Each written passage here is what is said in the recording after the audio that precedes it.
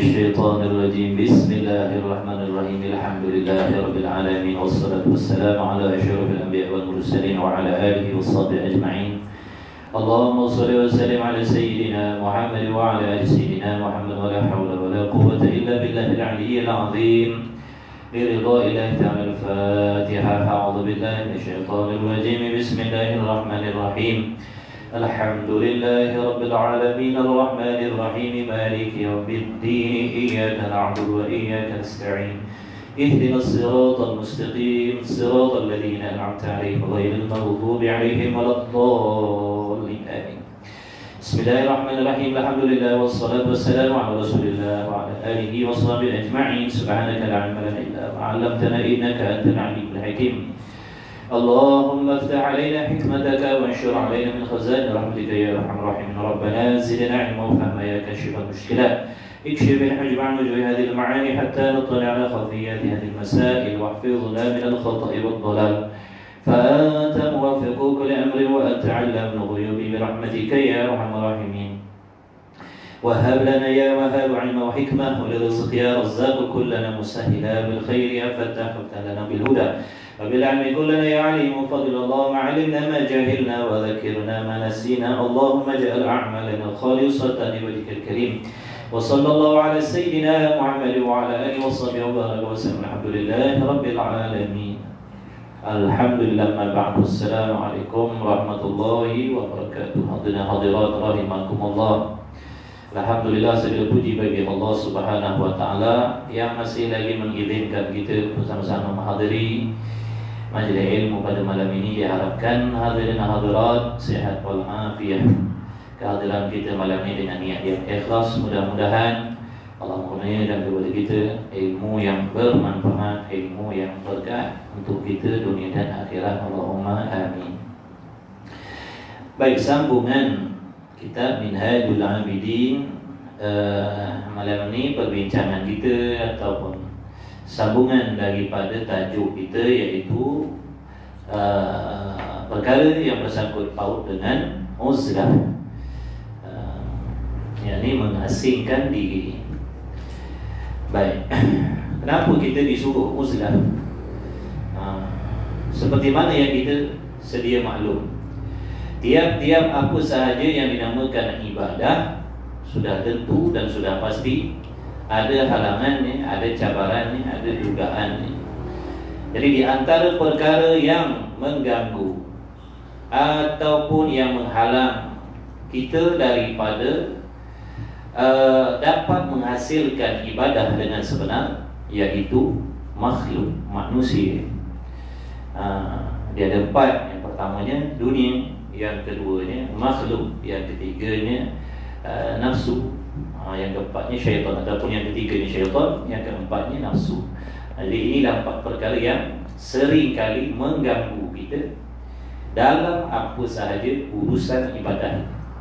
Ibadah kita tidak dapat dilaksanakan dengan sempurna. Walaupun kita boleh beribadah, tapi ibadah kita tidak boleh sempurna dengan sebab diganggu oleh empat perkara.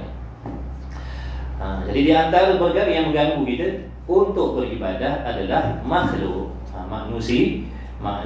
Jadi bagaimana kita nak mengatasi, nak menyelamatkan diri kita daripada perkara yang mengganggu kita daripada beribadah yang dimaksudkan tadi, iaitu manusia? Maka jawabnya tak lain dan tak bukan dengan uzlah, yakni dengan mengasingkan diri kita daripada makhluk dengan tujuan untuk kita memperbaiki ibadah.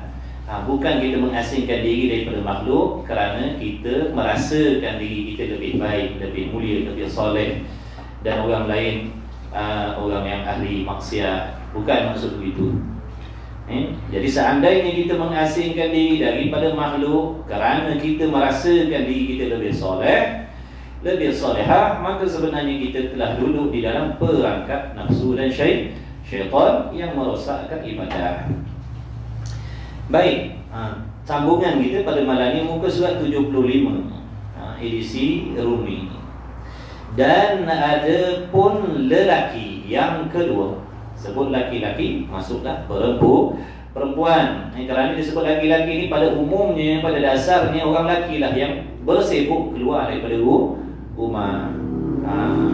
Nisbah kepada zaman dulu yang sibuk mencari nafkah, yang sibuk menguruskan rumah tangga di luar, mencari keperluan rumah tangga di luar adalah laki-laki.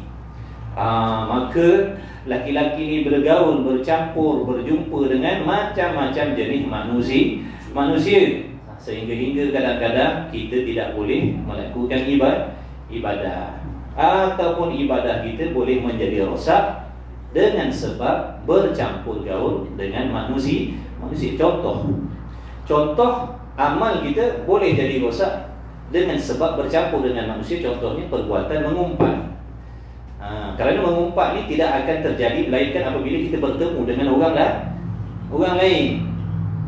Contoh lain, mendedahkan kaiban.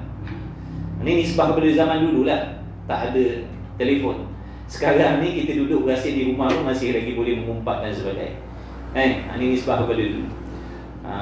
Jadi dengan berjumpa kita boleh mendengar keaiban, boleh melihat keaiban, boleh melihat kemaksiatan orang lain. Kadang-kadang yang boleh mendatangkan penyakit pada hati kita. Bila kita tengok orang lain contohnya jauh daripada agama kita, mula dalam hati kita timbul merasakan yang diri kita lebih baik, lebih mulia. Ini asbab bertemu dengan orang lain. Dengan sebab itulah di dalam agama, di dalam Islam, maknanya kita digalakkan atau bahkan kita disuruh supaya uzlah, orang laki-laki khususnya, mengasingkan diri dengan tujuan nak menyelamatkan diri kita daripada fitnah tadi, daripada mendengar umpatan, daripada mengetahui keaiban orang lain. Kerana makin banyak kenalan kita, makin banyak orang yang kita bertemu, berjumpa, makin banyaklah fitnahnya. Kerana kebiasaannya kita, contoh kalau sakit hati, kalau kita mengumpat, kalau kita berdengki adalah dengan orang yang kita kenal. Kita bermusuhan dengan orang yang kita kenal. Kita mengumpat orang yang kita kenal. Kita berdengki, berdendam dengan orang yang kita kenal. Jadi nak mengelakkan diri kita ataupun nak mengurangkan fitnah terhadap diri kita, maka Islam menganjurkan uzlah, mengasingkan diri. Ini laki-laki. Lebih-lebih lagi perempuan. Lebih-lebih lagi perempuan, yang mana diri perempuan itu sendiri adalah fitnah dah. Tapi akhir zaman ni kita tengok orang perempuan keluar sama seperti orang laki-laki. Urusan dia kadang-kadang sama macam orang laki-laki. Pekerjaannya sama macam orang laki-laki. Maka lebih-lebih lagi lah orang perempuan kena uzlah, kena mengasingkan diri. Mereka dibenarkan berurusan dalam urusan pekerjaan, tetapi namun begitu tetap wajib menjaga batasan pergaulan dan sebagainya, perkataan, percampuran dan sebagainya. Mesti. Jadi Islam tidak menghalang, maknanya orang perempuan berurusan, bekerja. Contohnya dia seorang perempuan yang bekerja, yang tak boleh tidak, dia nak menaikkan tanggungjawab dia, contoh dia kena bekerja. Namun begitu wajib dia menjaga dirinya, batasan-batasan agama, aurat, pergaulan, perkataan dan sebagainya. Baik. Dan ada pun lelaki yang kedua, maka laki-laki yang ada ia ikutan di dalam ilmu. Betul situ? Betul situ? Laki-laki yang ada ikutan di dalam ilmu, sekira-kira berkehendak manusia kepadanya pada pekerjaan agama mereka itu manusia. Contohnya bagi menyatakan yang hak atau menolak atas orang yang mubtadi', yakni ahli bid'ah, ataupun menyeru orang kepada kebajikan dengan perbuatan atau dengan perkataan atau umpama yang demikian itu. Maksudnya kalau seorang laki-laki, yang mana laki-laki tadi ada orang berhajat, berkehendak, memerlukan dia. Contoh orang nak belajar dengan dia, walaupun bukan semua orang nak belajar dengan dia. Contohlah dalam kampung ni ada 2,000 orang penduduknya, tapi adalah dalam 20 orang yang masih berkehendak ilmu daripada dia, mengambil manfaat daripada dia. Dan dia ni di antara faedah laki-laki tadi, dia boleh mencegah, menegahkan kemungkaran Andai kata datang pahaman-pahaman yang boleh merosakkan akidah, makna laki-laki yang seorang tadi boleh membantu menerangkan maknanya menerangkan kepada masyarakat tentang akidah yang sebenar. Makna fungsi dia boleh menolak kemungkaran ataupun kesesatan yang datang di kampung. Ada orang lain maknanya nak mengambil manfaat dengan dia, atau menyuruh orang, ataupun dia seorang laki-laki tadi itu berperanan sebagai seorang da'i, pendakwa. Dia mengajak orang melakukan kebaikan. Mengajak ni bukan syarat bercakap. Kadang-kadang dia mengajak orang kepada kebaikan dengan lisanul hal, dengan kelakuan. Dia tak cakap pun, tapi kelakuan dia tu memberi faham. Bila orang tengok kepada dia, orang faham. Orang akan terfikir tentang ibadah. Contoh, orang tengok dia pergi masjid, tiap waktu pergi masjid, dia tak ajak orang pun. Dia tak ajak orang pun pergi masjid. Tapi kelakuan dia tu, tiap waktu pergi solat, tiap kuliah dia pergi, berpakaian sopan santun contohnya, rajin sembahyang sunat, waktu duha dia solat. Jadi seolah-olah memberitahu, mengajak masyarakat kepada ibadah. Itu contoh mengajak. Itu contoh mengajak orang, menyeru orang dengan perbuatan. Jadi tuan-tuan puan-puan hadirin hadirat, apabila kita mengenakan pakaian Islam pada tubuh badan kita, sebenarnya itu lisanul hal. Maknanya lidah kelakuan yang nak mengkhabar kepada orang lain, nak menegur orang lain, tapi dalam bentuk kelaku. Orang yang ada akal dia akan fikir, kenapa aku tak nak pakai macam tu? Contoh, pakaian macam tu lebih baik. Kenapa aku tak pergi solat jemaah macam ni? Itu sebenarnya teguran dalam dia. Namanya lisanul hal. Dia tak ajak orang pergi sembahyang, tapi perbuatan dia tu mengajar orang, mengingatkan orang supaya sembahyang. Kadang-kadang ada orang dia pegang tasbih, bukan tujuan nak menunjuk-nunjuk, tapi nak menunjukkan perbuatan yang baik. Islam tidak menghalang menunjukkan perbuatan yang baik dengan tujuan dijadikan contoh. Yang dihalang, yang diharamkan menunjuk-nunjuk. Kalau kita berpakaian, menutup aurat, beribadah dengan tujuan nak menunjuk-nunjuk kepada orang, itu hukumnya haram. Tapi kalau kita beribadat dengan tujuan nak menunjukkan kebaikan supaya orang lain boleh jadikan tauladan, maka itu adalah ibadah dan dipuji oleh Allah Subhanahu wa taala. Maka jangan bercampur. Buka buku solat. Atau menyuruh orang kepada kebajikan dengan perbuatan atau dengan perkataan atau umpama yang begitu, maka tiada dilulus umpama lelaki ini ia i'tizal, mengasingkan diri daripada manusia. Makna syarak tidak membenarkan laki-laki yang seperti ini mengasingkan diri. Dia nak duduk dalam gua seseorang, ataupun dia nak keluar daripada kampung tu, nak naik atas puncak bukit, ataupun nak pergi tengah-tengah pulau yang tak ada orang, dia nak beribadah situ seorang diri, syarak tidak membenarkan. Kerana apa? Kerana ada orang lain masih berhajat dengan dia. Ada peranan dia tinggal di dalam kelompok masyarakat yang macam tu.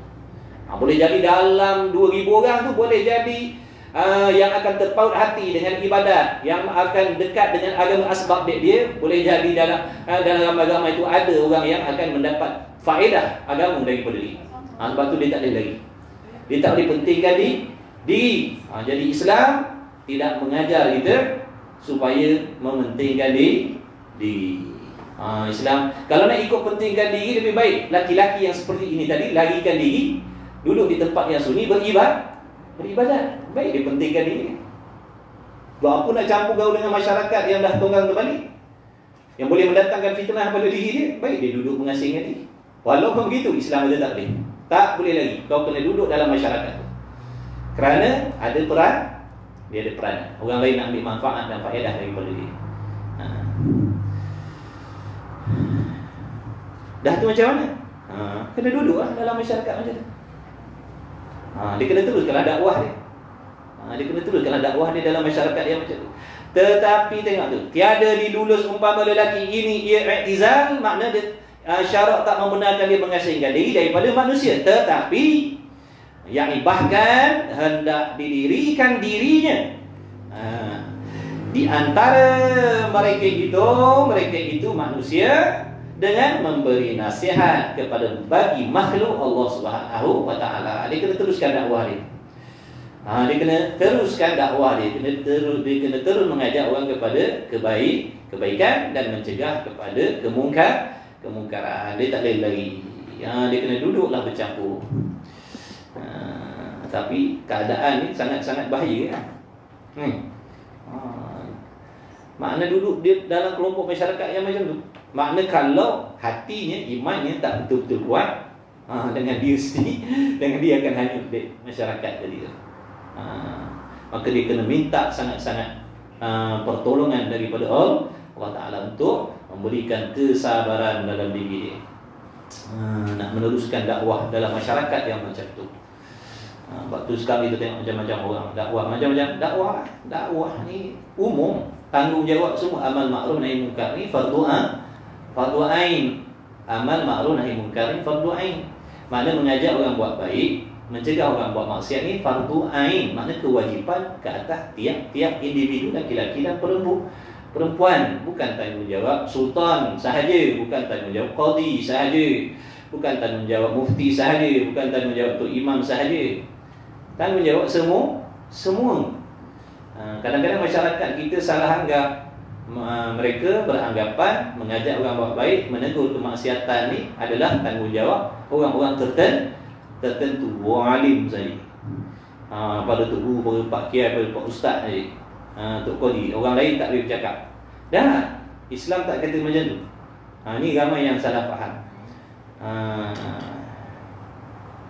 Islam suruh pakat-pakat jaga agama. Makin ramai orang yang tolong jaga agama, makin mudah dah.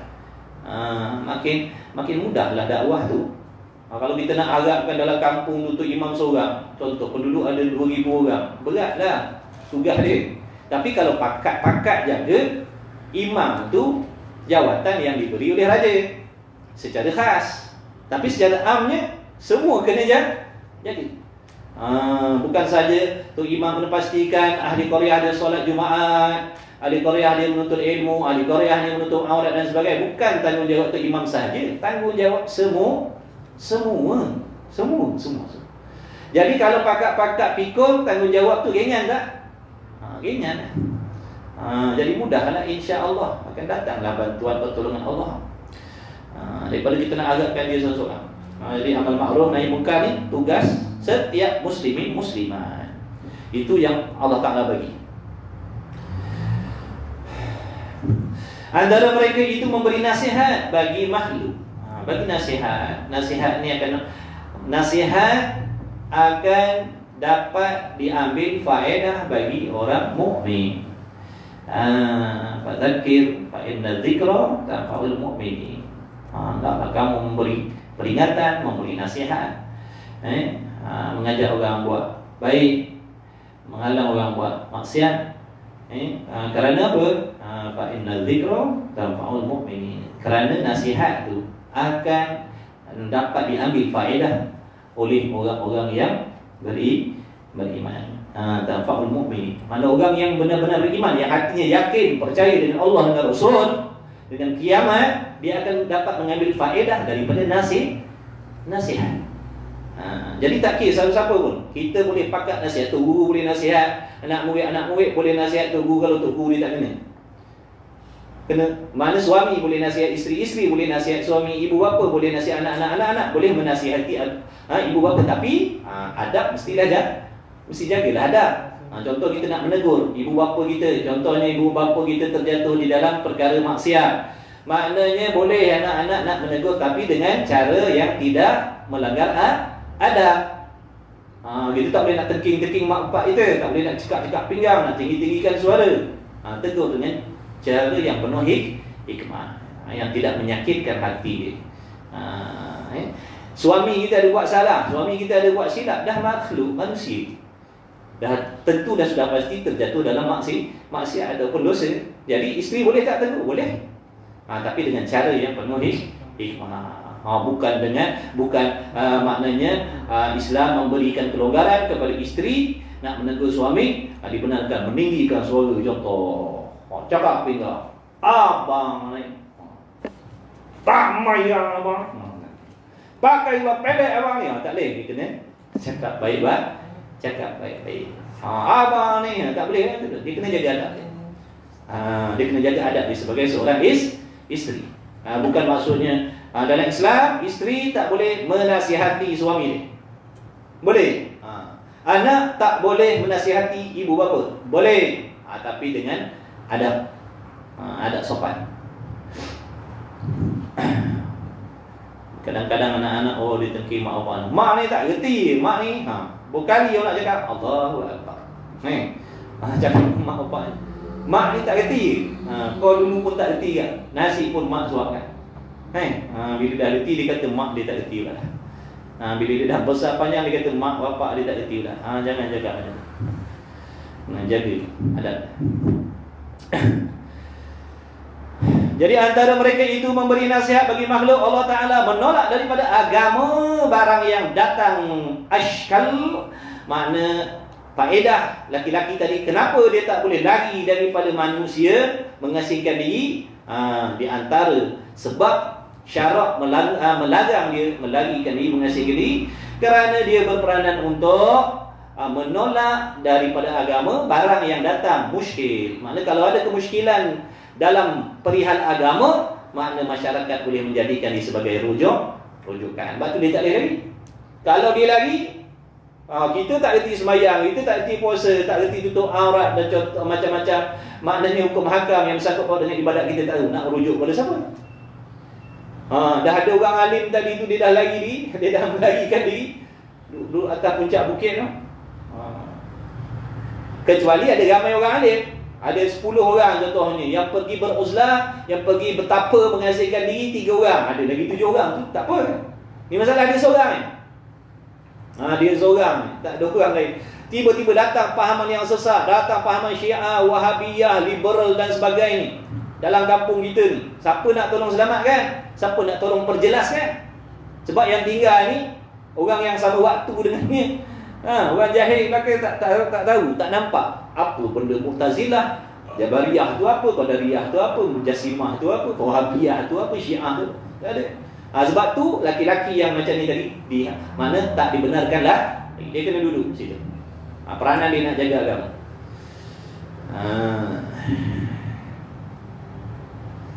Dan kadang tu tanggungjawab. Orang siapa yang ada ilmu, dia tak nak menyampaikan pada orang lain, sedangkan orang lain perlu kepada dia, hukumnya haram. Dia termasuk dalam orang yang menyembunyikan ilmu. Tak boleh. Kita tahu sikit, kita bagi tahu sikit. Bagi tahu yang kita tahu lah. Yang tak tahu cakap tak tahu. I'm sorry, tak tahu. Tanya awak Ustaz ataupun ni sahabat ni apa masalah ni macam mana hukum? Wallah alam, saya tak tahu, tak pandai. Tanya orang lain. Jangan kita jangan kita tahu belaka. Kata tak tahu lah. Memang kita tak tahu, memang kita jahil. Allah Ta'ala tak himpunkan segala jenis ilmu pada seseorang. Orang ni tak bagi ilmu memasak, orang ni pandai bertukang, orang ni pandai menjahit, orang ni pandai mengira dan macam-macam. Di antara hikmahnya supaya saling perlu memerlukan. Kalau semua kita pandai, semua kita boleh, payahlah.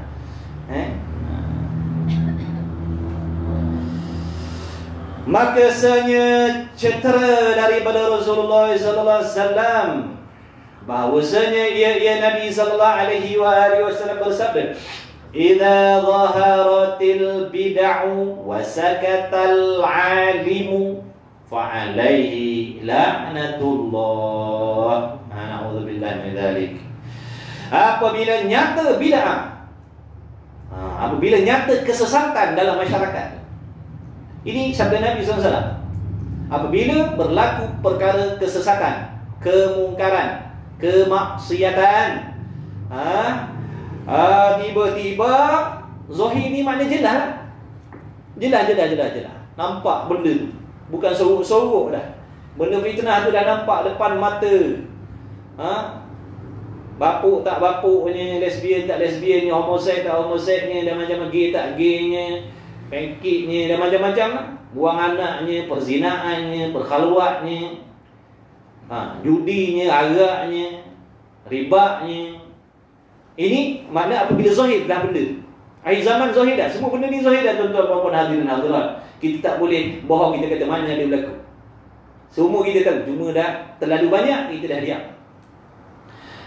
Apabila nyatalah bid'ah dan diam orang yang alim, tiba-tiba ada alim, orang yang ada ilmu, diam. Tak berani nak bersuara, tak berani nak menegur, duduk diam. Maka atasnya, makna mudarat atasnya orang alim tadi. Mudarat atas orang alim tadi, apa dia? Laknat Allah Ta'ala. Allah turunkan laknat di atas orang alim yang mulutnya tertutup daripada nak menegur kemungkaran.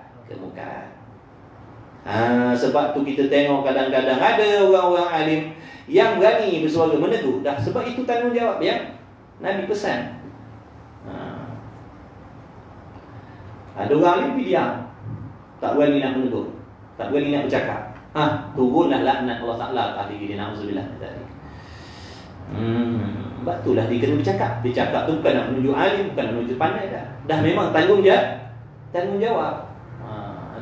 Allah yang mempertanggungjawabkan ke atas diri orang alim menegur perkara kemungkaran. Ini jika antara mereka itu, dan apabila keluar ia laki-laki daripada mereka itu, maka tiada haruslah baginya pula yang demikian. Dan sebenarnya dihikayat bahawasanya Ustaz Abu Bakar Ibn Furat rahimahullah ta'ala, bahawasanya ia Ibn Furat tadi, ia Ustaz Abu Bakar Furat rahimahullah ta'ala qasad makna ada keinginan dalam hati bahawa asingkan dirinya. Dia ada timbul keinginan. Syekh Abu Bakar Ibn Furat tadi timbul dalam hatinya nak menguzlahkan diri, nak mengasingkan diri dengan tujuan nak beribadat akan Allah Ta'ala, nak mengasingkan diri daripada makhluk. Maka antara ia Ustaz Abu Bakar Ibn Furat rahimahullah ta'ala sedang sewaktu semasa perjalanan dia di dalam setengah bukit. Maknanya nak pergi uzlah, mengasingkan diri, pergi duduk dalam bukit dalam hutan tu. Dia nak dengan tujuan nak pergi mengasingkan diri, nak beribadat.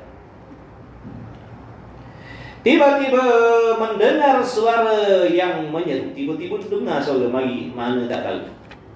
Hei, kata suara itu, hei Abu Bakar, tatkala engkau jadi daripada hujaj, yakni orang yang memberi keterangan, memberi ilmu Allah Ta'ala atas makhluknya, engkau tinggalkan segala hamba Allah Ta'ala. Datang teguran daripada siapa tak tahulah, suara. Sedangkan sebelum ni kau duduk berkhidmat pada masyarakat, duduk mengajar masyarakat, menunjukkan kebenaran, mengajarkan agama pada masyarakat, pada hamba Allah. Tiba-tiba sekarang ni kau nak tinggalkan segala hamba, kau nak tinggalkan mereka, kau nak duduk dalam bukit, kau nak mengasingkan diri, nak pentingkan diri beribadah. Maka bila dia dengar suara tadi, teguran yang menegur, suara yang menegur dia, maka kembali ia kepada tempatnya, patah balik, tak jadi pergi tak jadi dia nak pergi mengasingkan diri. Tak jadi dia nak pergi mengasingkan diri. Kerana dia nak mementingkan diri dia. Padahal bukan niat dia nak pentingkan diri. Bukan niat dia nak pentingkan diri, nak tinggalkan orang ramai itu, nak tinggalkan orang ramai, nak pentingkan diri untuk beribadat.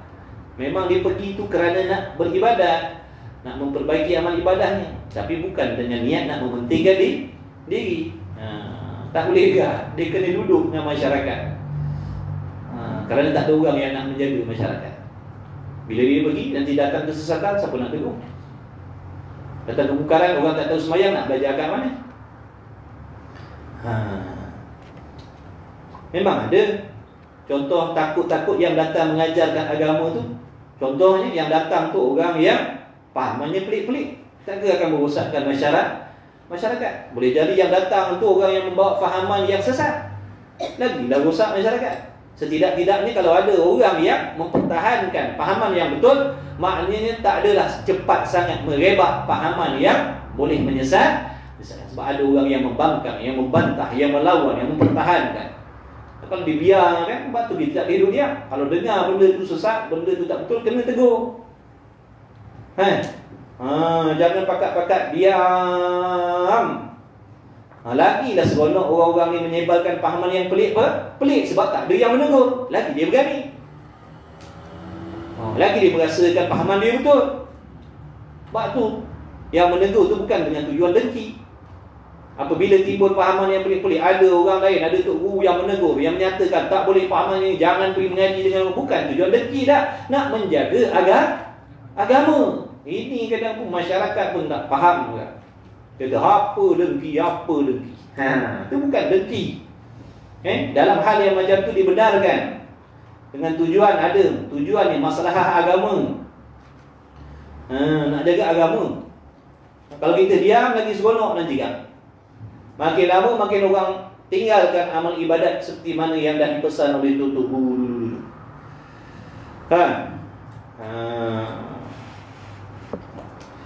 Tok Guru dulu mengajak masyarakat memperbanyakkan ibadat, memperbanyakkan zikir, memperbanyakkan wirid dan sebagainya.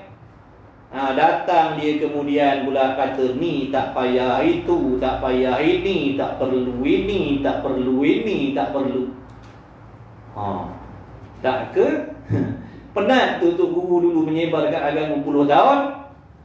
Mengajak orang buat tahlil, mengajak orang baca talqin, dan sebagainya, baca Quran, atas waqah, atas kubur dan sebagainya. Ini amalan-amalan orang-orang soleh. Wirid paginya, wirid petangnya, wirid lepas mayangnya, doa kunut dan sebagainya. Datang dia kemudian kata ni tak payah, ini tak payah, ini tak payah, ini tak payah, ini tak perlu. Tak ke pening orang. Sebab tu tak boleh bagi muka. Kalau ada orang macam tu, kita kena bagi laporan pada pihak yang berkenaan, menyatakan kepelikan fahaman yang disebarkan. Orang dah beratus tahun, puluh tahun bermazhab Syafi'i, dia datang kemudian dia kata tak payah bermazhab. Nampak tak tu? Peninglah masyarakat. Sebab tu orang yang JK masjid, pengerusi masjid, surau dan sebagainya pun kena tahu, pun kena belajar, pun kena tegas. Jangan sekali-kali membenarkan orang yang membawa pahaman-pahaman pelik masuk ke tempat kita, daerah kita. Itu tanggungjawab. Kalau dia masuk, orang lain tersesat, kita juga akan dipertanggungjawabkan. Kerana kita yang mengundang, yang memanggil.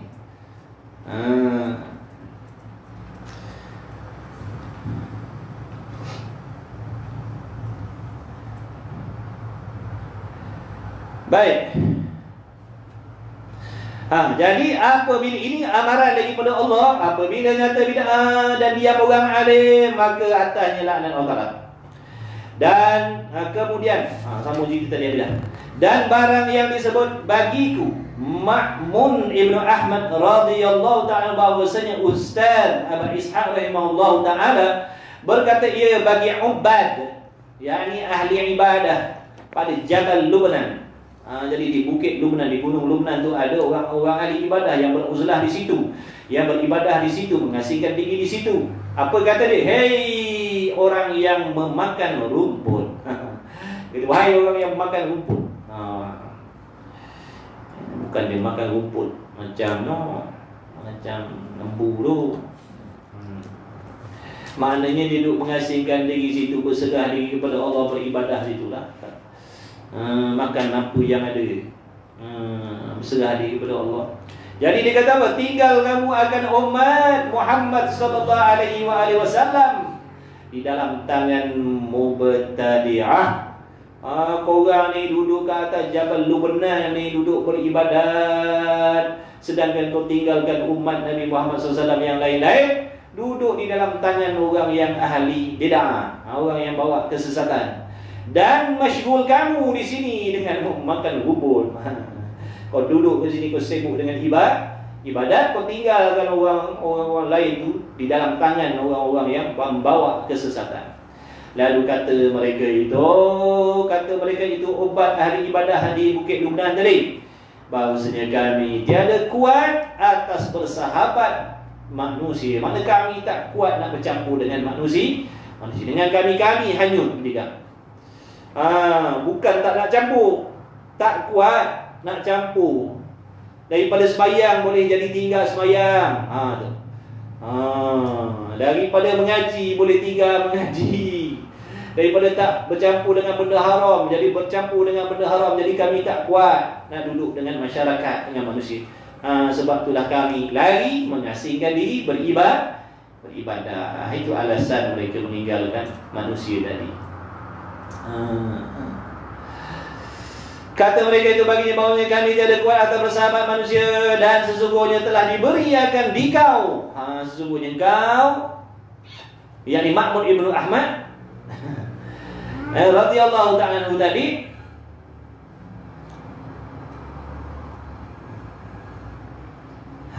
makna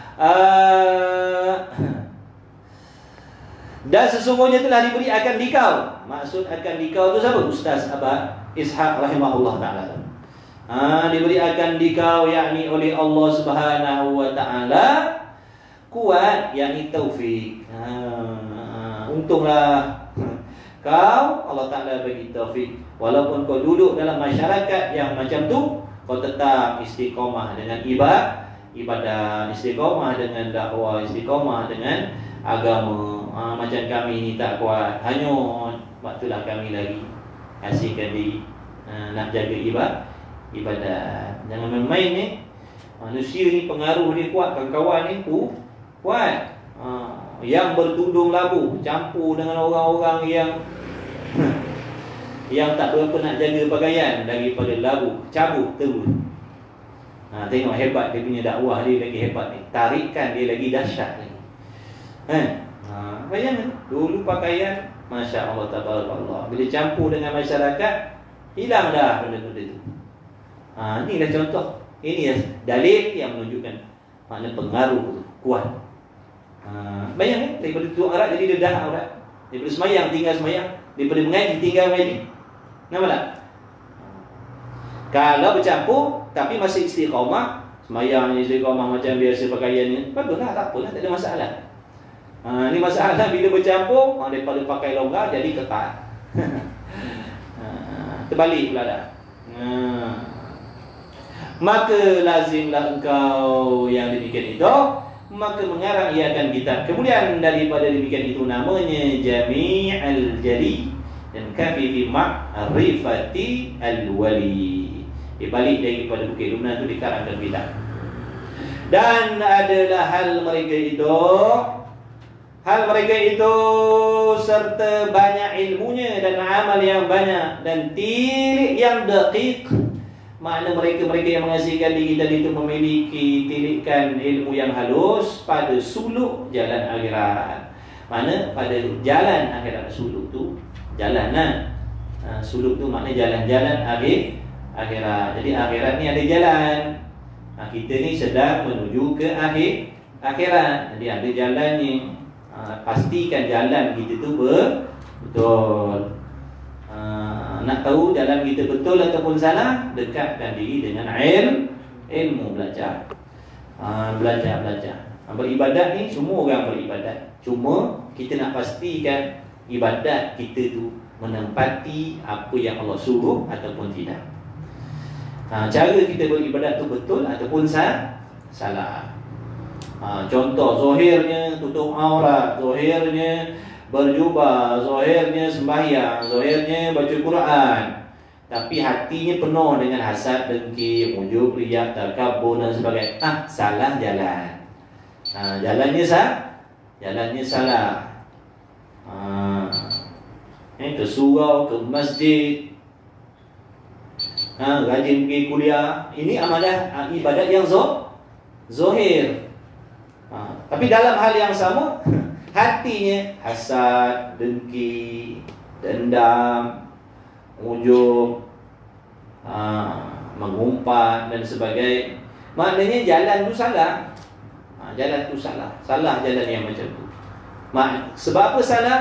Kerana taat pada zahir sahaja, tapi batinnya tidak taat kepada Allah. Zahirnya saja taat, zahirnya saja tunduk, tapi batinnya tidak tunduk kepada Allah.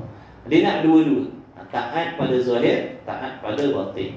Tinggal maksiat zahir, tinggal juga maksiat batin. Barulah insya-Allah berada di jalan dia. Yang dimaksudkan jalan akhirat lah. Maka ketahui olehmu bahawa seumpama lelaki ini yang dikehendaki kepadanya laki-laki di dalam agama berkehendak ia di dalam bersahabat bagi makhluk kepada dua perkara yang sangat-sangat kedua ini. Jadi laki-laki yang macam ni, yang tak dibenarkan mengasingkan diri kerana dia diperlukan oleh masyarakat, ada peranan di dalam masyarakat, ada dua benda penting yang dia kena tahu. Salah satu daripada keduanya, sabar yang panjang. Sabar yang panjang. Dia tak kata sabar yang ada batasan. Sabar ni sebenarnya tak ada batas. Tak ada batas. Sabar ni tak ada batas.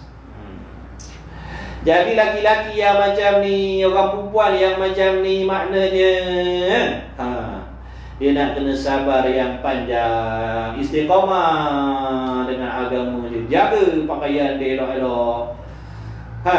Panah ke, rimah ke, apa ke, orang sindir ke, orang cakap, orang perli ke, orang kutuk ke, sabar. Setakat mana? Tengok dah 2-3 tahun ni macam mana. Dah, sampai mati. Sampai mati, kena sabar. Sabar yang panjang, makna sabar yang berterusan. Dan halim yang amat besar. Dia kena ada sifat lemah lembut. Dan tilik yang halus, makna pandangan ilmu, dengan ilmunya tilik yang halus. Dia tak boleh tergopoh gapah. Kerana nanti boleh mendatangkan fitnah. Orang macam ni, orang yang macam ni, macam mana cara nak dekat? Orang yang macam ni, macam mana nak dekat? Bukan boleh main sedekah je, kan? Semayang lebih kopiah ni. Kawan baru pijak tangga masjid. Dah 10 tahun dah hasrat hati nak solat jemaah. Itulah hari Allah bagi taufik dia pergi. Pijak-pijak dia tangga masjid, lepas pergi salam itu imam segah dia. Apa mayang tak pakai kopiah ni? Seluar macam ni. Tak kena gaya kita tu. Nampak tak? Jangan. Jadi orang ni macam-macam peringkat ada. Kita, kalau kita mendakwa, kita bijak, kita pandai, makna kita pandai nak menyesuaikan diri dengan masyarakat yang macam-macam dia ni. Sebab tu pesan kita, pesan tuan guru kita Al-Fadhil Al-Ustaz Razali bin Yusuf, mudir pondok Barakatul Qadiri, dia kata, Ustaz, cakaplah masalah saleh, ajaklah siapa-siapa datang kat pondok. Jangan kira, tak kira macam mana orang ni, rambut biru ke, rambut kuning ke, rambut pacak ke, rambut apa ke, pakai seluar pendek ke, pakai apa ke, ajak datang, ajak. Jangan beza-beza, jangan. Panggil datang, kawan dengan semua orang, bagi tahu, sampaikan agama. InsyaAllah berkat ilmu yang mereka dengar, nanti lama-kelamaan akan mengubah diri mereka daripada yang rambut oranye tadi jadi hitam. Yang seluar pendek, yang seluarnya pendek, seluar kaki panjang tu, yang berseluar kaki panjang, lama-kelamaan akan pendek lah kakinya, akan panjang lah seluarnya. Tahu seluar kaki panjang? Seluar kaki panjang. Sebab kaki dia panjang, lutut dia duduk luar. Kaki dia panjang, batu lutut duduk luar, seluar dia pendek. InsyaAllah lama-kelamaan ilmu yang ada dalam diri dia tu nanti yang akan menegur diri. dia akan fikir. Sebab manusia ni, tiap-tiap manusia dalam diri ada perkara baik. Tiap-tiap manusia dalam diri ni ada perkara baik. Kadang-kadang dia nak buat kebaikan tu tak tahu mana jalan, nak mula ke mana tak tahu.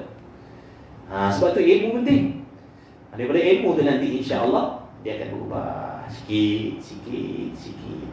Dia tak pakai tudung penuh terus. Dulu free hair terus. Ni dia pakai tapi separuh. Daripada sekalian rambutnya dedah dulu, sekarang dah tutup separuh dah rambut. Makna dah ada lah penghijrahan itu sikit. Walaupun belum sempurna. Kadang malu kadang-kadang kawan sindir. Ingat senang nak hadapi benda ni tuan-tuan. Kita tak merasa, kita tak duduk dalam keadaan mereka. Kita ni alhamdulillah lahir dalam keluarga yang begini, lahir di kalangan kawan-kawan yang alhamdulillah. Mereka tu lahir-lahir je duduk dalam keadaan begitu kadang-kadang. Kawan-kawan pun semua jadi macam tu.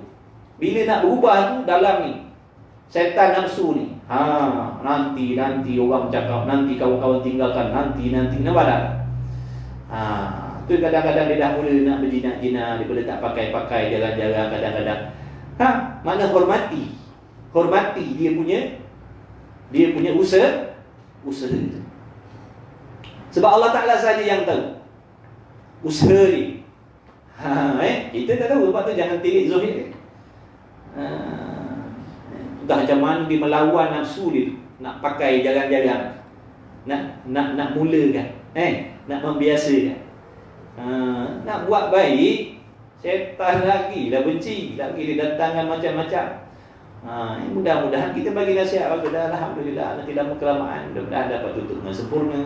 Belajarlah lagi, nanti insya-Allah lama-lama agama tu yang akan, ilmu yang ada dalam diri dia akan tegur dia. Nanti apa ni? Pakai separuh-separuh. Baik tak payah pakai? Pula dah. Dia kata baik tak payah pakai. Tu orang masjid tu kata, dia kata baik tak payah pakai. Tak payah pakai. Dapat saham dia. Biar dia dekat cara diri, berkawan dengan tujuan macam tu, sampaikan insya-Allah. Kita ni ada gigi dengan lidah je. Kita boleh cakap je, kita boleh bagi tahu je. Kita tak mampu nak mengubah manusia. Yang mengubah tu taufik daripada Allah. Cuma asbab, mudah-mudahan asbab kita berkawan, asbab kita bercakap, asbab kita ingatkan, mudah-mudahan mereka diberi taufik oleh Allah Ta'ala berubah. Bila mereka berubah asbabnya kita, maka dapatlah kita sahamnya. Jadi jangan kita jatuhkan. Jangan jatuhkan semangat orang yang nak berhijrah. Jangan bagi dia semangat. Baguslah, alhamdulillah. InsyaAllah nanti makin lama makin baik, mudah-mudahan. Macam baguslah dia ada semangat, baguslah dia rasa dirinya dihargai. Ini baru nak berubah kita condemn dah. Lagilah bergajuk hati dia, lagi jauh lah hati dia. Sebab tu tadi dia kata halim. Nak kena pandai, nak kena bijak, lemah lembut dan sebagainya. Dia pakai macam tu, itu urusan dia dengan Allah. Urusan kita sampaikan agama. Urusan kita sampaikan agama. Dia nak pakai macam tu, berubah macam tu urusan dia dengan Allah. Allah saja yang maha mengetahui hati dia. Kita tak tahu betapa berhempah pula dia nak melawan hawa nafsu setan dalam diri dia. Nak mengenakan pakaian, nak berjinak-jinak, nak cuba-cuba. Mana kita tahu? Kita kena hormat ibadah orang lain. Kadang-kadang dalam diri kita ni, sebab tu diri kita ni pun tak baik. Bila tengok mana kita besar, aku lagi baik, aku lagi soleh, aku lagi soleha. Dah kena kita. Dan tilik yang dakik, tilik yang halus. Nak pergi dakwah ni tuan-tuan perempuan, tengok kadang-kadang kita kalau kat sini lah, memang jadi fitnah lah. Tengok di Indonesia ada macam-macam. Tutup guru tu nak dakwah, masyarakat yang suka berdangdut,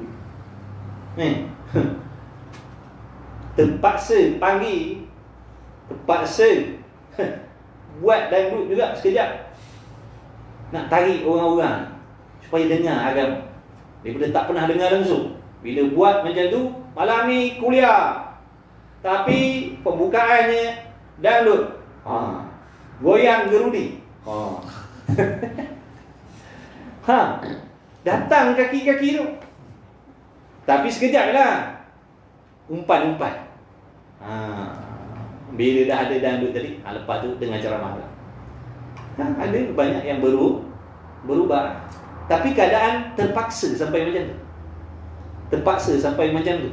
Kalau tak, memang dia takkan dekat dengan agama. Ini yang panggil pendekatan. Masing-masing kan. Keadaan kita ni tak boleh. Jangan dia kan pula surah Al-Falah. Tengok ada bontang pula kengkek luar. Lah. Dan sebelum kuliah maghrib. Boleh. Kita tak perlu sampai macam tu masyarakat kita, alhamdulillah. Tengok keadaan lah. Allah yang Maha mengetahui usaha mereka nak menyampaikan agama. Kita jangan mudah menghukum. Kita tak tahu. Kita jahil. Jadi selok-belok dakwah ni sangat-sangat luas macam-macam. Ada yang berdakwah di disko, kita tak tahu. Ada yang berdakwah di disko, kita tak tahu. Kita sanggup pergi situ? Kita tak sanggup. Kalau kita pergi, kita tak balik dah. Tukar alamat kita kalau pergi disko, tukar alamat tu kita. Ada, tapi dengan cara dia ya. Sikit-sikit. Tak ada tujuan. Itu hubungan tu dia dengan Allah. Kita kena bersangka baik pada mana-mana orang yang nak menyampaikan agama. Makna tidak-tidak dalam hatinya ada keinginan nak bantu agama. Dalam hatinya ada belas kasihan melihat sahabat-sahabat kawan-kawannya yang jauh dengan agama, ada usaha nak dekat. Mudah-mudahan walaupun nampak macam lekeh, sebenarnya benda tu besar di sisi Allah, Subhanahu wa taala. Di dalam beragama berkehendak ia di dalam bersahabat bagi makhluk kepada dua perkara. Yang pertama tadi sabar yang panjang dan halim, dan tidak yang halu, dan minta tolong ia kepada Allah Taala selama-lamanya. Dan minta tolong dengan Allah banyak-banyak. Ya Allah tolonglah, jangan aku hanyut sekali. Jangan aku terpesong sekali. Bagilah kekuatan, biar aku istiqamah dengan agama. Bagikan aku sabar. Kadang-kadang hati ni merajuk kadang ya. Merajuk bila dakwah ajak orang tak hafidkan, orang tak pedulikan, setan pun datang. Dia kata tak payahlah, berhenti lah. Datang benda macam tu. Berapa lama dah ajak orang tak mau, banyak ajak orang tak mau, orang tak peduli, buat macam ada kita macam tak ada. Berhenti lah, tak payahlah. Datang dah lah. Maknanya kalau tak sabar, berhenti lah. Tahan lah. Dah, habis dah. Letak lah. Sebab tu kena sabar yang panjang, kena minta pertolongan daripada Allah selama-lamanya. Cukuplah setakat situ insya-Allah. Billahi taufiq wal hidayah. Assalamualaikum warahmatullahi wabarakatuh. Insya-Allah kejap lagi kita jumpa di Masjid Kerupuk pula. Insya-Allah. Bismillahirrahmanirrahim. Alhamdulillah wassalatu wassalamu ala Rasulillah wa ala alihi wa sahbihi nafa'na bima 'allamana wa na'allimna alladhi yanfa'una wa yufakkir bina lana wa qarabatina fi dinina wa ahli al-kufri wa sallallahu alaihi wa sallam Muhammad wa ala alihi wa sahbihi wa barik wa sallam bil alamin. Fadlallahu minkum.